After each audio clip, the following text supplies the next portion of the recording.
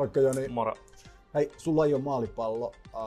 Kerrotko vähän, mitä kaikkea siihen liittyy? Millaisia palautuksia, millaisia ruhia tehdään?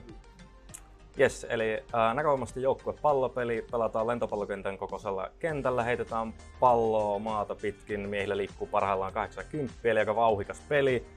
Kun heitetään palloa, niin totta kai olkapääranne on kovilla, polvissa tuntuu. Itellä on penikkavaivaa paljon, tämmöistä tärähystä tulee heitossa. Sen tyyppistä.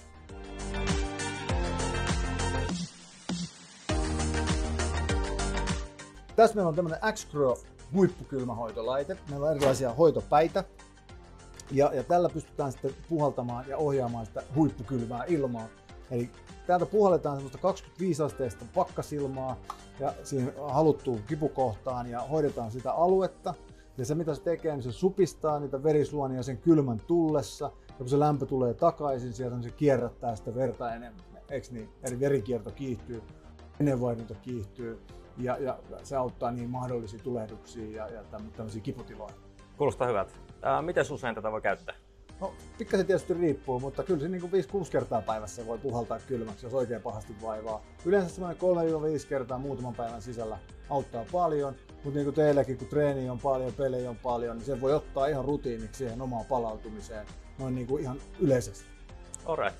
Miten onko tätä monessa paikassa saatavilla? No, hyvä kysymys. Suomestahan löytyy yli 350, melkein 400 paikkaa, fysioterapeutteja, osteopaatteja, hieroja. Sitten tietysti kaikki suurimmat joukkueet yleisurheilussa käyttää ja totta kai tietysti on myös myyty toimistoihin. Eli laitettahan on tosi helppo itse käyttää. Se on turvallinen, nopea, tehokas käyttää. Ja sä olet hieroja muistaakseni itsekin, että sullahan pian tämmöinen laite varmaan löytyy sunkin palveluista. Kiitos, oli oikein mielenkiintoinen kokemus. Kiitos kun pääsit käymään ja huomattiin, että homma toimii ja auttaa sua, niin ei muuta kuin oikein hyviä treenejä jatkoa.